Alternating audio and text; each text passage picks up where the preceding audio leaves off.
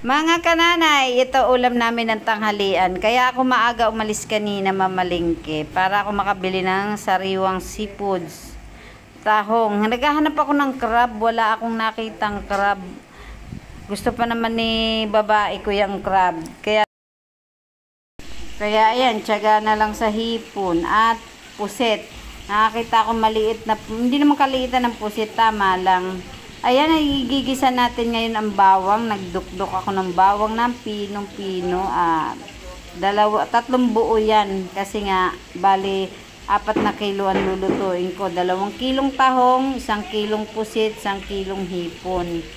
Pagsasama-samahin ko lang, lalagyan ko lang siya ng pineapple juice para iwas high blood ba.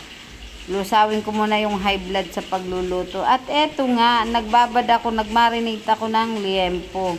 Iihawin ko. Kaya lang, nung nag-iihaw na ako, mga kananay, Diyos ko, hindi ako makahinga. Sabi ko, wag nang ihawin. Tanggalan na lang ng mantika sa kawali. Pero wala yung mantika. Kusang magmamantika. Ayan. Iyan kasi, na barbecue ko, pinapakuluan ko saglit. Ayan na siya, oh. Pinapakulang ko siya ng saglit para maluto ang karne. Ayan na nga't brownies na ang ating bawang. Ayan, gusto ko yung amoy ng bawang. Ganyan, no. Binuhos na natin ang 2 kilong tahong. Malalaki ang tahong, ang ganda. Ang ganda ng laman ng tahong. Ayan, tingnan nyo ang bawang ko.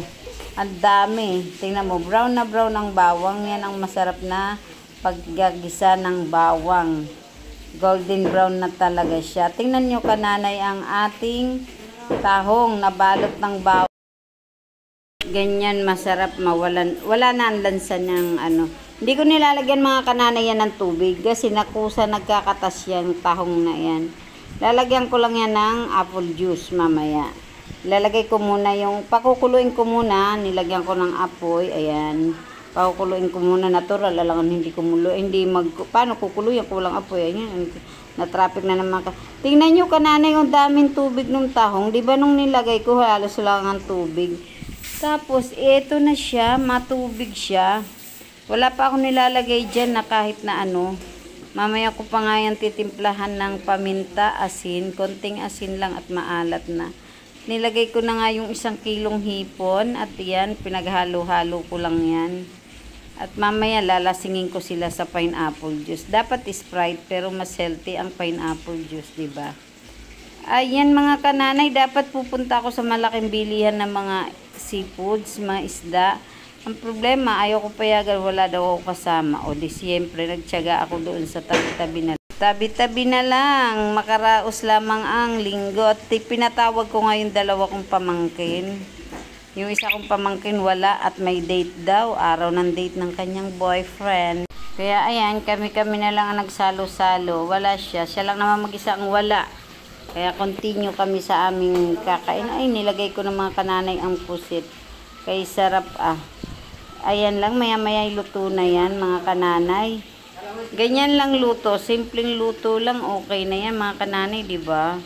Yan, laraos na, taob ang kaldero namin, ang rice cooker namin dyan. Ilalatag ko lang yan mga kananay sa dahon. Ilalatag ko yan sa dahon, lang kami. Para hindi na kami maghugas-hugas ng kung ano-anong hugasan pang mga plato. Ganyan lang kasimple. Busog na kami diyan. Para kami, paminsan-minsan lang naman kami mag-ipon. Pag pinatatawag ko talaga yung mga pamangkin kong nandidiyan lang, malapit lang din naman sa akin. E di, tinatawag ko na't magkasalo-salo kami kahit paminsan. Na ng pineapple juice para lumasa ang ating halo-halong seafoods. O, diba? Masarap yan mga kananay. Ngayon lang uli ako nagluto niyan. At bihira sa panahon ko yan. At ito na nga mga kananay, masarap ang ating tanghalian. Talagang, hindi na ako nakapaghapunan diyan.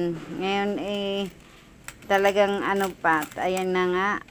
Para maubos na yan. Kung ano ng lasa niya, matikman na natin. At ang ating barbecue ay nangyari pinirito. Ay rin na nga mga kananay. Nilatag ko na lang yan sa lamesa para wala nang hugasan na plato. Minus gastos. Minus gastos daw. O, diba mga kananay? Kanya-kanyang tayo na lang yan dyan sa tabi-tabi. Ayan, o. Nilatag ko ng lahat. Ang daming sabaw. Wala naman ako nilagay na tubig, kundi pineapple juice lang. Ayan naman. Siya mga kananay, salamat sa inyong panunood.